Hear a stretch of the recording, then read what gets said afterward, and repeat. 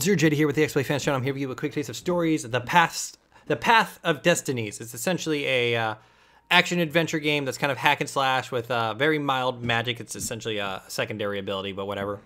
The very interesting part about this is the way the story is actually told. So far, the intro is essentially you are put in charge of guarding this bunny kid during this giant war between rebels and this crazy Toad King who's gone crazy. They're searching for a certain book, and they have come to where you are. They've killed all the librarians, and the bunny boy took the book, ran off with it, and you are essentially wanting to protect him. He dies. You set off to join the rebel resistance. You open the book, and that's essentially where these diverging stories begin. It skips forward 3 years, and you go through these levels. You pick a sort of choose your own adventure kind of thing. And once you get to the end of these, something happens, and then time rewinds back to when you first opened the book. So, like, let's say here, like, the story I got here is I rescued a friend of mine, found an old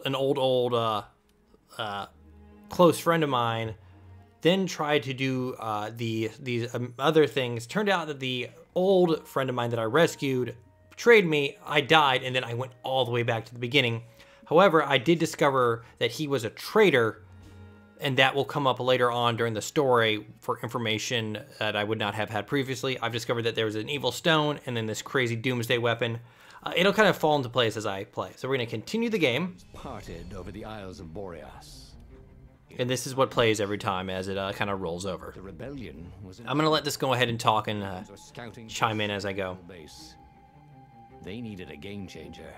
Pieces of the Sky Ripper had surfaced. See that little icon on the bottom right? This is information I have because I've completed a story with this item. But he was sure he could figure out how to use it safely.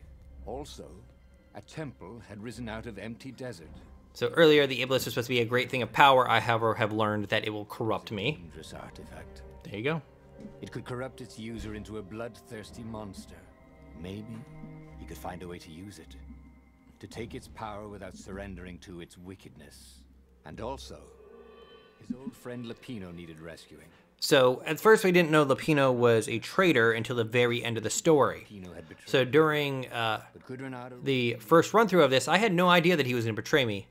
But the second time I played through and I played this story, it made a reference to, oh hey, I kind of ignored Lapino. Maybe he's not getting along so well with the Ravens, who are the enemy. Nah, he's probably drinking wine with them. So we're gonna go save Lapino, actually. Lapino. Apparently, the Mad Rabbit had sold a Pegasus. All the narration is done by the same guy. All the voices, it's pretty great. Always wiggled out of trouble given time. Oh, my main character name is Reynardo, by the way. He is a fox. To kill him for being a rebel spy, and that he had a clever plan. If the fleet reached him first, they'd string him up for that. Never mind. So anytime there's a little, there's a, right here. I told him over the far speaker anyway. That means that's a gained information from one of my previous playthroughs. Each playthrough's been about 30 to 45, maybe an hour. And it's been very, very fun. I enjoy this game a lot. Also, there has been multiple references to other things. Peter Pan. Had apparently managed to confuse the judge by arguing that he hadn't actually stolen a winged horse. He'd only sold it.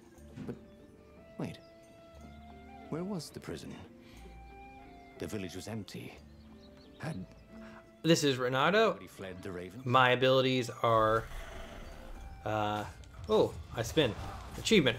So the combat is hitting X. When an enemy... I've unlocked some abilities that allow me to parry, or the ability to parry that does damage. And I've unlocked enemy types as I have gone through. So let's kind of clear this out. There you go, you get a free achievement guide in there too. Spin to win, just spin in circles.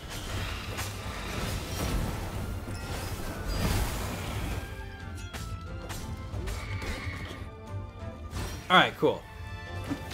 Take that shield from him.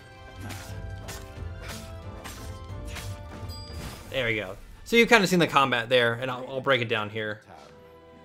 Let's see. Emptied like this. All the people. Yeah, this is more good. I really love how the story actually comes across in this. Renato hoped the people were just hiding. So, I run around. I can hit X to do combos. It was good to practice your moves, thought Renato.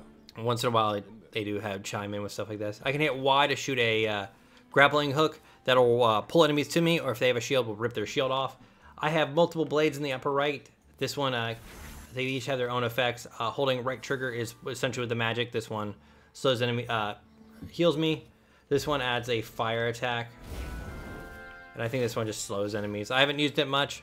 Another fun thing with these swords is we'll come across different doors of different colors. One will be red, one will be blue, one will be purple, and the green ones are just normal. Those unlock side paths, which usually have a lot of cool goodies at the end, or allow you to skip entire sections of the level for faster playthrough, which is really nice.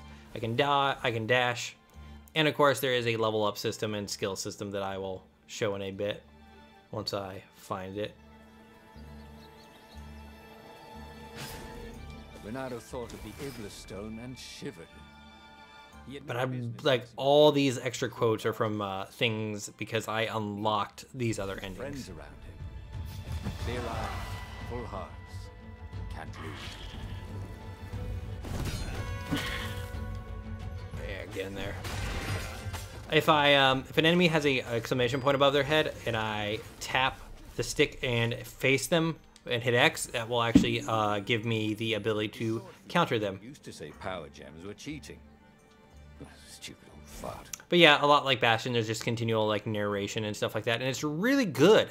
The thing earlier what he said about getting limber was I played it for about 3-4 hours, and that's the first time I've heard a repeat of anything. All right, where are we heading?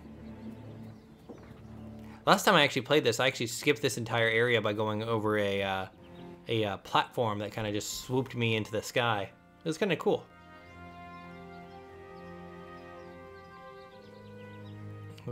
We'll try to blast through this. All right, so here is a level up zone.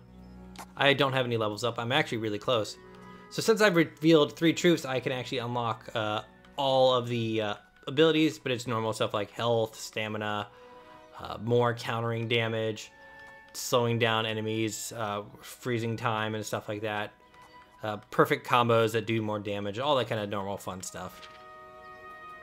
So let's keep on going, and maybe we'll find a crafting bench that I can show off. Ooh, perfect. A workbench. So the swords here, you can upgrade them, unlock stuff. I actually have unlocked this sword right here. So this one should increase my movement and attack speed, but I have to use energy. And I just got some new gems, which you socket through here. I have attack speed, energy on kill, and increased loot drop. No, we'll keep this. And actually, what's really cool is that the gauntlet's actually on his arm over there. So if I hold right trigger, Since what? but it used a lot of stuff. His sword made in the air. Perfect. So we're gonna go over here, switch over to my fire sword. And I couldn't do this my first time through because I had not been able to craft this weapon. And this should take us through a nice little alternate path through here. His dash effect also changed with his different colored swords. And this is like the most extreme platforming it gets. Like some, like dodging projectiles and stuff like that. This video is gonna be a little longer. I do want to show at least how the ending can affect different outcomes.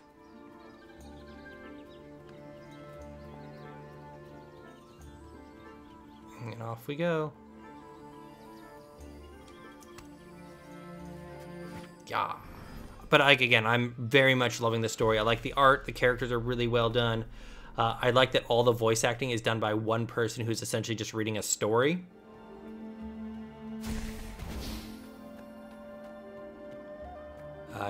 And there are multiple paths you can take through each level, so you're not just they are reusing the same levels, but you are kind of seeing different areas and stuff like that, especially when you are unlocking the doors and fun stuff like that. But if the combat's not really what you're into, it is very, very simple. Checkpoints are very generous. It's usually right before a combat arena. Renato felt ravens were landing everywhere. the advance. So you're never kicked back way too far. If they got to the Perfect. first, they'd eat him for breakfast. So let's see what I can upgrade. Ravens weren't picky. If they got hungry, they sometimes forgot to interrogate their prisoners. Even Grabbing enemies, throwing. well, unless he really was a traitor, obviously. Then they'd probably pin a medal on his chest. Dash through enemies is great. That's an explosive enemy. Perfect. And you're given experience points based on your combat skills and all that kind of stuff. It was something he liked to do, but only after he'd killed all the witnesses. Here he is. Dirty and bloody, Renato finally reached Lapino. The rabbit was practicing his shuffle. And here you'll see different quote unquote different voice actors. But I love this part of it. Danger. I am. The Ravens are coming. Oh, the prison thing. Right, yeah, we see this guard owed me 53 ducats, so we made a deal. They're very reasonable people, actually, for weasels. Now, I got a brilliant plan to kidnap Zenobia. We capture Zenobia, we find out what she knows. And that's I also really like the art style used here. easy peasy, lemon squeezy. Capture the Emperor's greatest general, who also happened to be a deadly sorcerer and, oh, his only daughter. That would be worth it. On the other hand, he could still get to the core of the Sky Ripper, even if he couldn't get the whole thing. It must have great power. So I haven't done this one, but we have done this one. So I'm gonna go over towards the one I have done just to Zenobia do it. just the Emperor's daughter, of course. She'd be But I really enjoy how this game is a lot of fun, and I would highly suggest it. mad for her. The rabbit reminded him. They'd been close.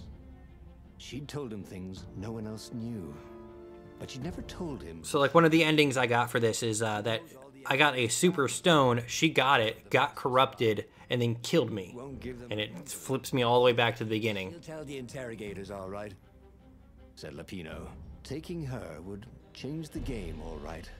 And I'm guessing there is a true ending because that's what it's kind of building up to. It's giving me little figurines and like this little lock symbol and like these other 3 endings.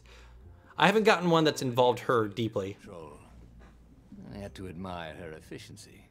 Renato shivered at the thought of Zenobia at the mercy of the interrogators. Could he really turn She's her? a cat, by the way. We'll go a little bit further and then we'll wrap it up. But like I said before, I would highly recommend this game. A lot of this hack and slash combat and stuff like that. Leave his sword around at home. He guessed he was still compensating for that. That was a weird joke. If that was what I thought that was. So the first time I went down that straight alleyway, this time I'm gonna explore a bit.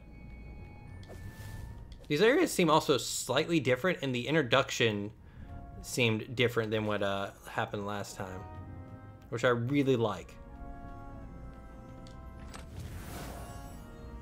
I also really like the kind of stories where you're like times repeating. Groundhog Day was a pretty good movie. Poles. Maybe those poles weren't there before. Oh, hey. So some of the enemies that I have encountered now were not around during my first playthrough, which I think is really neat. But this is a really, really fun game. I would highly suggest it. But this is Stories, the Path of Destinies. Tons of fun. Lots of replayability. There's a whole bunch of different endings that you can get and all that kind of fun stuff. But I am ZeroJD. This is the XBLA Fans channel. Let's open up this door and see what's behind it, then I'll let you go. Only let you through if they think you're hot enough. Don't you wish your sword was hot like me? But yeah, I love this game. Lots of fun.